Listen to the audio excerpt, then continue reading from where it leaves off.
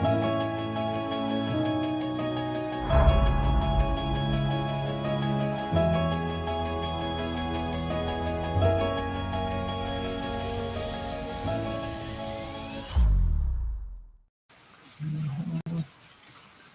hey, what's going on, everybody? At some point, I'll be joined by a pretty lady. Hey, my name is Mike, and coming to the stage is the beautiful one, Wendy. It's been a while. Hey, Crazy. wow, look at that. That's something. Hey, Hey, what's going on, everybody? Hey, Mike, Wendy here. It is Monday. hey, Pat, right? Thanks And, for jumping in here early. What's up, Pat? Hey, man, good to see you. And yeah, man, another Monday out of town. But we thought it was important to holler at y'all for a little bit. So here we are. Is that going to require us? I don't know. Can you see? I can't get it. I don't think I can do that. Anyway, so yeah, here we are. So it's good to see you guys, and hopefully Wendy will be back soon. Anyway, it's it seems like we saw you guys just a week ago. It seems like it's been 2 weeks or three. Yes, a lot has been packed into that time since we were last able to join you. We were last in Colorado, in Fort Collins, on the campus of Colorado State University, and we were there participating in something called the Ultimate Training Camp that's put on by Athletes in Action. And Naples, Pat, right? In Naples, like Italy, impressive.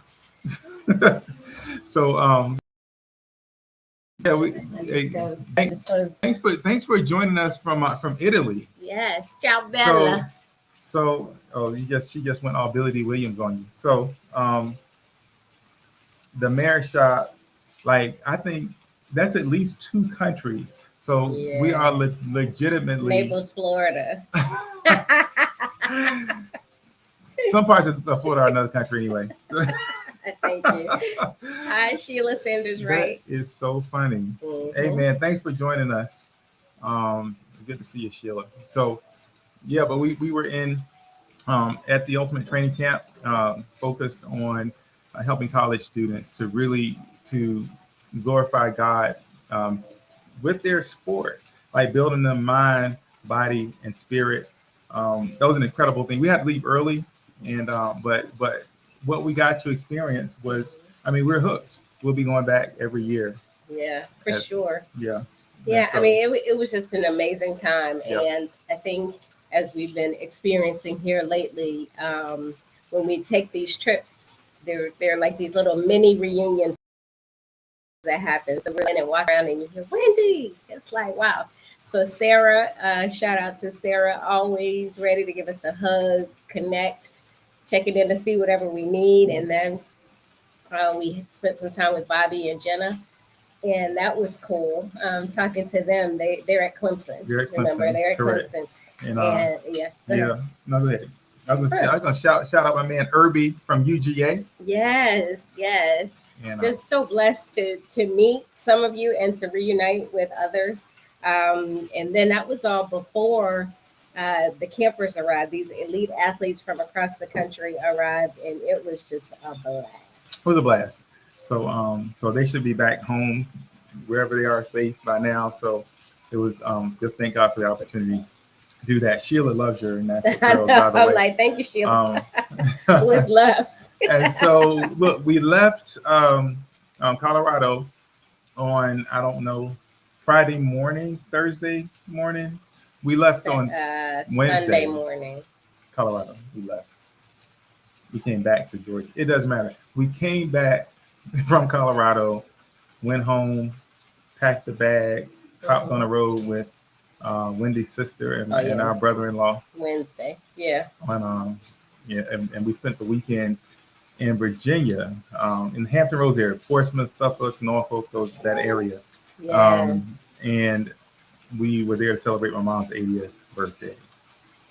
Wow. Like, trying to organize something like that with my sister. Shout out to Lisa and Andrea, my sisters, Ashley, Jasmine, my nieces, and now I'm naming names. Uh-huh. So I'm gonna start right there naming names. If you know, you know. If you were there, you know we love you. I and so, but we, we had, I don't know, around 100 people show up to celebrate my mom's 80th, and she really was blown away. And people try to. I mean, it wasn't a surprise, but she didn't know what was going on. But there are many people who attempted to let her know what was going on. Well, she attempted to find out what That's was true. going She on. was probing. She was Yeah, looking. yeah. And so, but we were able to get her in there. And there was no way that she expected what was coming. We were able to pull together some people from across her life. People she grew up in her neighborhood in Crestwood and Chesapeake. People who went to her high school, Crestwood High School, who went to Norfolk State with her. People who worked at Norfolk State with her. People who were students at Great Bridge, students at Norfolk State. People from her church that is Fresh Baptist. Um, we just tried to pull together all the names we've heard over the years, all the people who, Yeah. and of course, family showed up big, and it was just, man, I'm still kind of processing it all, as I know she is. But that was great to be able to celebrate my mom at 80, Yeah. and she's 80, like doing great. Yeah. Oh, You yeah. know, She looks she's amazing. like a really like young looking 80. Yeah, yeah. I mean, So truth be told, both of your parents yes, look at, I mean, are amazing so for their age. But it was great. I mean, because my sister and her husband, my brother-in-law, on that side of the family, rode with us. It was kind of a little mini reunion and road trip, and that was awesome. And so it was kind of, I mean, when we got married, we joined two families, but it's really cool when the two families can come together, kind of beyond that. it is. Yeah. It is, and I tend to be kind of a solitary, isolated person. Um, but yeah, I really enjoyed just being able to ride down the road with Wanda and Tyrone. It was great. So did that, Yeah. and it was a hit. It was great. God showed up, and he just got us over the top with that. Yeah. And so, several years ago, I mean, for several years, Wendy's birthday, we've been, maybe stay home, maybe chill out, keep it low key. This year she's 55, and I know she wanted to do something, and she decided to pull back on that. Life is just getting very hectic and busy. Yeah. And she said, and so we kind of worked around another birthday earlier this month, and I'm like, we gotta stop. We gotta pause at least, even if just for a few days, to really honor Wendy and just let you know you're important. It's worth us to just stop sometimes, right? So that's what we're trying to do for the next few days. Just stop. Don't ask us where we are. Not telling you, but Oh, it's an undisclosed it's always an location. undisclosed location. But I mean, it could be around the corner. It could be further. But the whole point is that we are here. But and so we won't. I'm not even gonna say that because it's kind of like that whole thing. We won't be before you long. Yeah. Next thing you know, 2 hours we later. blowing the hour-long window out of the water. But man, this trip home really got us thinking a lot because my mom's 80, my dad's 80, and I don't know about your parents and your grandparents, but when they get up into those years, they start talking about the end a lot. They start giving a whole lot of instruction. In fact, my dad's been doing that for like 30 years. Matter of fact, if I'm being honest, my dad's been doing that since we were kids, letting us know what he wants.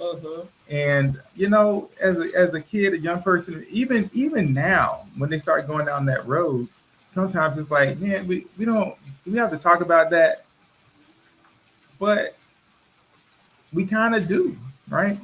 And so Wendy and I were talking about that, and then we got to thinking, like, man, there are a lot of people, a lot of couples who have these conversations. If you're married to somebody like my dad, then you probably had conversations about what happens when. Yeah. And you probably got it in writing somewhere, locked up and all that, ready to go. Probably do edits every few years. There's some people who do that. Yeah. There's some people who avoid having those types of conversations at all because, like, it's just difficult to consider, particularly days like this. And you're like, we're talking about what happens at the end, and I think a lot of people avoid that because it is a challenging thing to talk about. Yeah, because one of the things that your mom said, we saw her yesterday, and one of the things that she was saying as she was reflecting and kind of going over everything that occurred that night, and she said she wasn't trying to say it in a morbid way, but she felt that she really got a perspective of what a homegoing service would be like without going home. I mean, basically. Yeah. So people that you've known or grew up with or haven't seen for years, all of those things coming to really kind of celebrate you and know that you're the why they're there, and that's special. But then to also see things that we only dream about or dare to dream about, like right now, we don't have grandchildren, and so there's no way that we could even conceive of having 10 or 20 grandchildren or 10 or 20 grandchildren with, Bunch of great grands. bunch of great grands. I mean, when the two of you come together, it really does start with you, your spouse, and the Lord. And so when the three of you, when that covenant happens, then, there are expectations to go along with that. So I'm saying that to say that in the beginning, just like when you have children, right, you don't really know what the whole journey is going to look like. Mm-hmm. You know what I'm saying? And so I think when you first get married, most of us don't go from saying I do to writing a will. Mm. And being in the military, because we deploy and we have so many different types of movements and risk overall, you get in the habit. I think a lot of military people are used to going over having an emergency care plan, having your Advanced directives. advanced directives or a living will, all of those things, because you have to do it as part of being prepared and part of readiness training, right? But I don't know. So some people, it comes naturally. It's like, hey, dying is a part of life. So the earlier we start talking about it, and certainly if we can plan for it, then it makes it so much easier on the family. When we've seen people experience so just varied experiences when it comes, and let's be real, we have no affinity. Right. And so around this time, if you're watching this, you're live, man, I don't want to talk about this. Right. And if you're having that reaction, this is probably for you. Right. Because, we have no idea what will happen tomorrow. Right. And oftentimes we will speculate, we will assume, we will plan even, but we really don't have any idea. And so, it to really kind of stop and pause and say, okay, and do I want what happens? Well, that fixes a few problems, right? But there's still the matter of a lot of affairs that have to be, whether you want to deal with them or not, they're going to have to be dealt with by somebody. Yeah. Right. And so I think it's almost to not kind of wade into that conversation. Well, I think the truth is we have a responsibility to it. So whether we or we like to talk about it or we don't, it's a necessary conversation. And it's one of those things that if you find it difficult, then to get someone else to help walk you through it, like an estate planner or a lawyer of some type, or someone who deals with wills and trusts, because they're experts. They can answer any questions you might. That would be my recommendation. If you have difficulty even fathoming that at some point you're not going to be here. Yeah, I think like all those are good recommendations, right? I think the technical aspects of it are not the parts that people struggle with, right?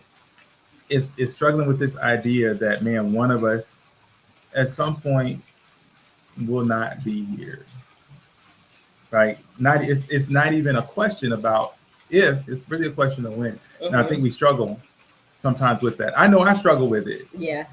Mightily, because I don't want to imagine that scenario, right? But the truth is, whether that scenario will take place, unless Jesus comes on a cloud soon, right? And so a lot of people are waiting for the second coming. But if that does happen in your lifetime, then hey, there's nothing to worry about. But but we don't know what the day nor the hour that he's going to return, right? So um, we have to plan as every single person on the planet has gone. We checking out of here. Yeah. Or as my mom said, she quoted somebody Sydney Portier. like trying to figure out figure out a way to get out of this thing alive. But it's just that's not the reality. And all of us know someone who knows too well that reality kind of hit before they expected, before they anticipated. And so when my mom begins to go that route, or my dad begins to go that route, um, over the years I've rolled my eyes, but also over the years I've begun to appreciate the essential nature of having some very tough conversations, but those conversations, the toughness of that, the difficulty of that, pales in comparison to the difficulty that comes along when you've done no conversation, no planning, haven't even entered into it. I mean, there are things that we still haven't quite settled yet. Like, where are we gonna burial, cremation? Where's the final resting place gonna be? Is it gonna be in Virginia, where I'm from? It will be in Maryland. Will it be in Georgia, where we live right now? Will it be neither of those places? Like things like that become like actually really important, right? So, and a ton of other things, of course. And so, I guess my question for you all is, how many? And I won't put you on blast, but I would love to see in the chat. How many of you have had those conversations with your spouse? And maybe you have some tips or tricks or recommendations for how other people can do it effectively. But part of the vows, so you have to plan for the end and the beginning, right? And so for traditional marriage vows, there's a part that says, "Till death do us part," and we don't really talk about that part. Because we don't want to think about that part. Nobody wants to think about that. Yeah, right. But when my mother passed away, it was sudden, it was unexpected, and it caught all of us off guard. And it was a situation of really just being at a loss for how to handle that, how to move forward from that. When my father passed away several years later, he had everything planned out. We thought, but he had everything planned out. He'd been planning for years and had it all lined up just in case. And so we've kind of been on both sides of that. Yeah, yeah. And my dad, he gave me years ago a packet this thick, what to do, like things would go, where things would be, where to find things, all that. Yeah. And who's going to even be like the of all those, right? Excuse me, very detailed. And so it probably needs to be updated, but it's something, and it kind of gives you a sense of kind of this, right? Even if everything isn't detailed, line by line by line,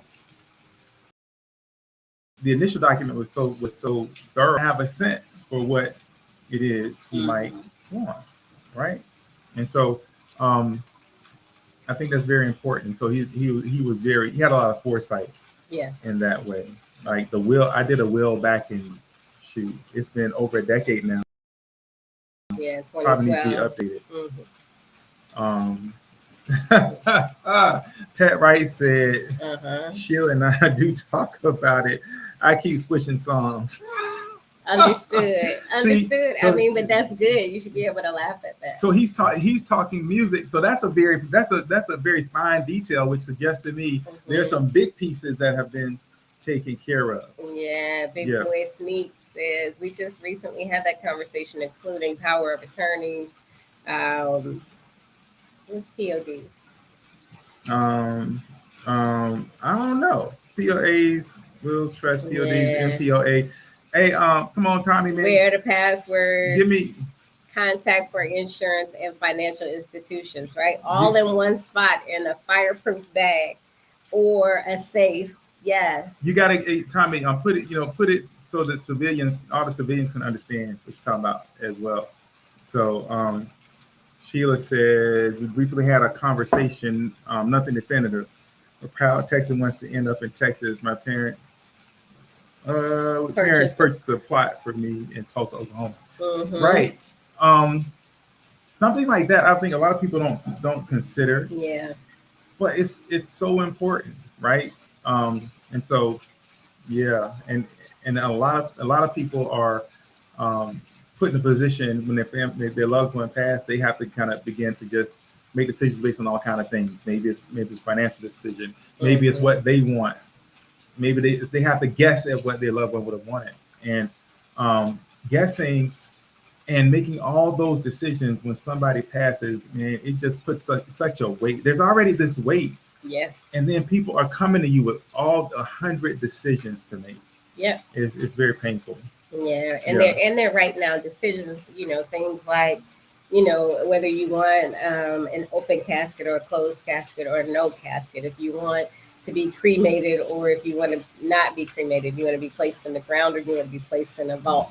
All of those things, right? And so most of us, I think most people say they want to do it their way. You have an idea of what it would look like. And I think that if you can plan some time, right, in advance, hey, whatever, the 10th of the month, we're going to get together and we're going to sit down and we're going to go down like a checklist. You can ask ChatGPT to generate you a checklist for the things that you need to have conversations about, especially if you have children and more than one child, just to make it clear, make it plain, so that there are no questions about what to do in the event that you get caught off guard. Yeah, and I would encourage you to have those initial conversations with one another, right? And then bring a professional in, because your heart has to be ready for that conversation. Yeah. Your head has to be ready for it before you bring in somebody to help you to begin to then sort some things out. And so I think that initial conversation is between the two of you. Mm-hmm. And as with everything, I think perhaps you begin that in prayer, like, help us to walk through this, because ultimately, to live is Christ and to die is gain. Right? You, like, our death is not, it's to be mourned, the relationships, and you miss people, right? But what we believe is that you're going to see, and when you depart this body and this earth, you won't care about the things of this body and this earth. There will be, like, joy, right? There will be peace and all that. And so perhaps enter into prayer with that in mind, like, God, we're going to meet you one day, and we want to, effectively take care of those of us who remain until their time comes. And so maybe go into it with some prayer and just sit down and talk about it. Don't deal with the mechanics of it all. Just have a conversation. And we, we've found a way to have some conversation. Some of it's kind of funny, because frankly, I don't want to deal with it. I don't want to have to do it, but about it. Or if we go to a funeral, or if whatever, right? If somebody passes, it's always an open door to come back to those things that are unsettled in your own marriage. Mm-hmm. Yeah. Yeah, that's good. Yeah, Sheila, we hadn't really considered it either. My father was cremated. That's what he planned. Those were his wishes. And it's just really, I guess, we don't have arguments for, pro or against. It really comes down to your personal preference and in exploring those different preferences, and then expressing those different preferences, because I think we maybe think we know, right? We can assume some things, but it's so much easier and so much better if you know that you're honoring your loved one's specific wishes, right? Mm-hmm. I know exactly what my husband wants to happen, and more people, or somebody other than me is aware, or it's written down, or everybody knows where to find it, because it can be a very trying time. Yeah. And there's always going to be something that you're going to forget. And there may be an inclination for one of you to say, you know what, hey, you just do whatever you think is best. You decide, whatever. Don't do that to your spouse. Right? Because it can be easy to punt on that decision. That's true. And yeah, I don't do that. As difficult as it is, there needs to be a conversation about it. My dad, I've known since, some of y'all may not believe, but I'm pretty sure since at least maybe 8, 9 years old, I've known my dad wants to be cremated. He's been 10 toes down on that since I was in elementary school. Yeah. And we be looking around like, why do we have to have a conversation? I know my dad, if he could play any instrument in the world, it would be the tenor saxophone. And when he goes away from here, he want to be cremated. I've known those two things since I was 9 years old, right? And so he's been very adamant about that.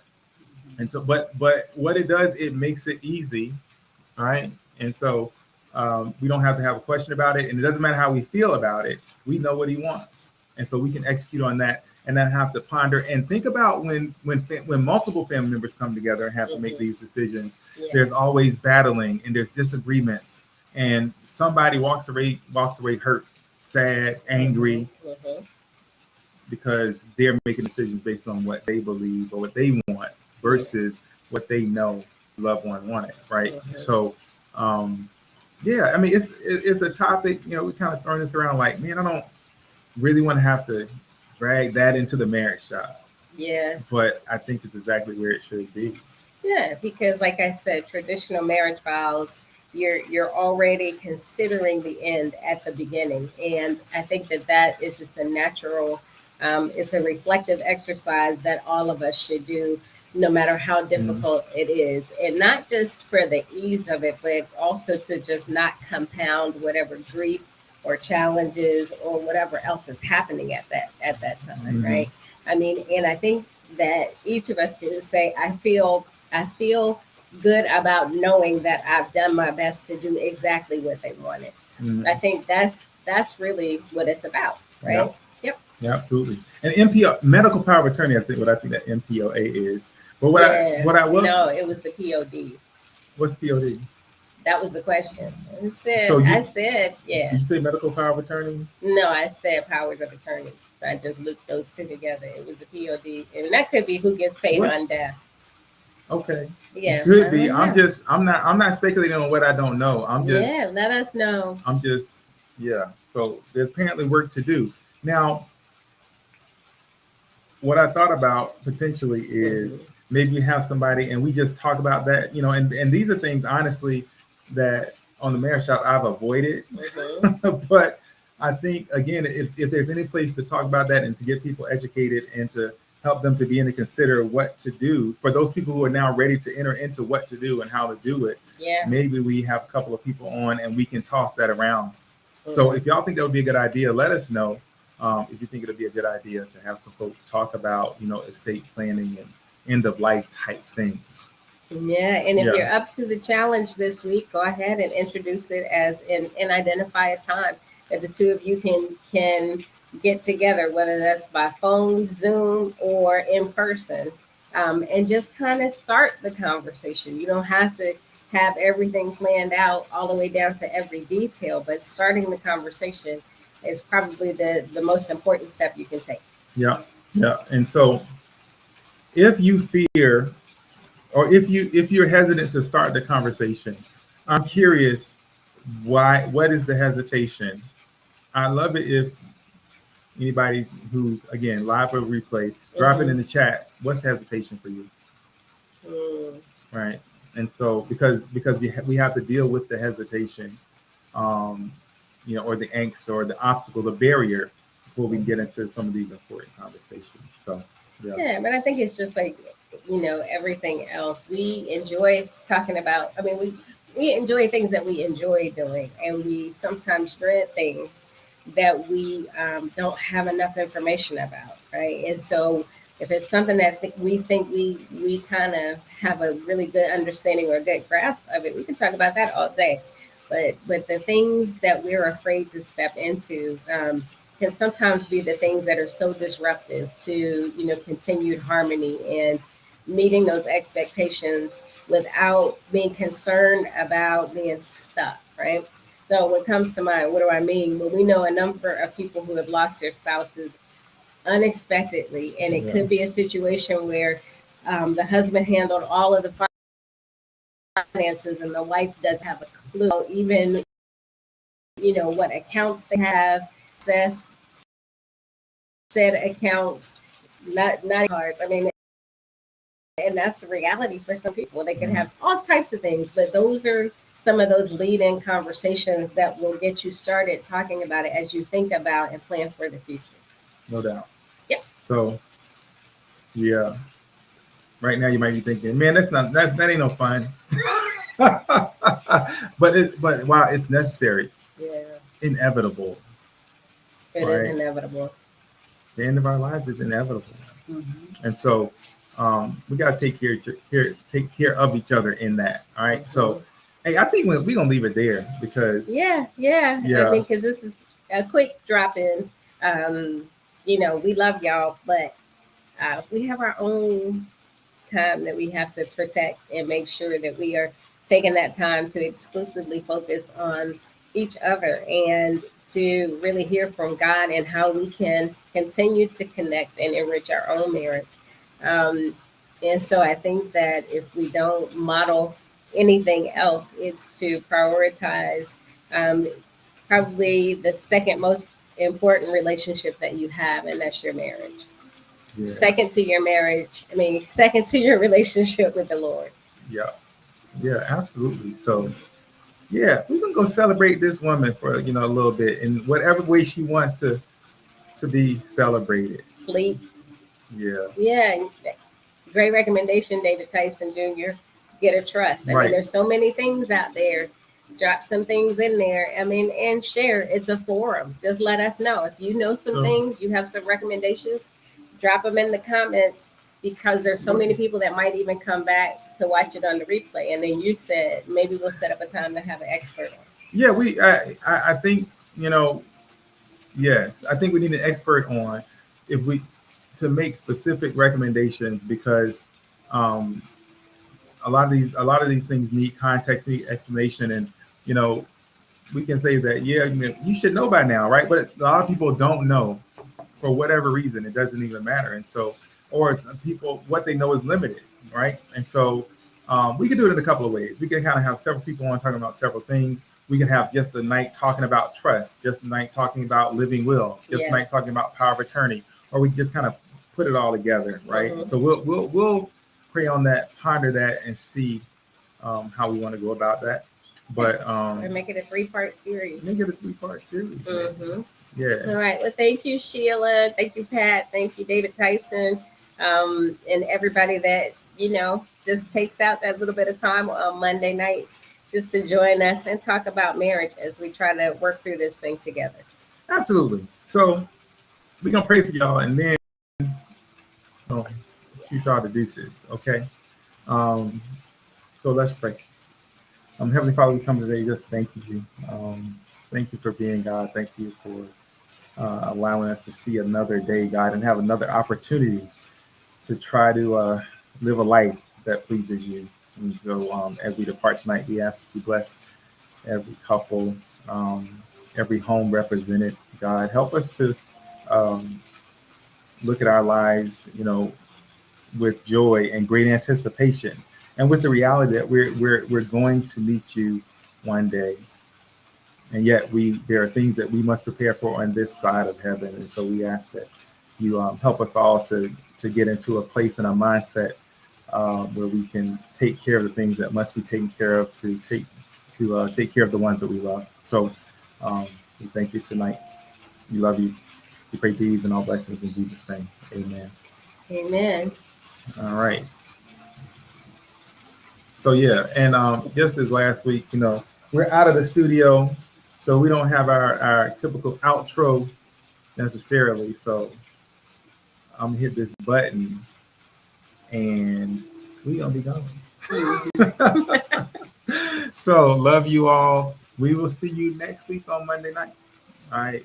Take care. Be blessed. Peace.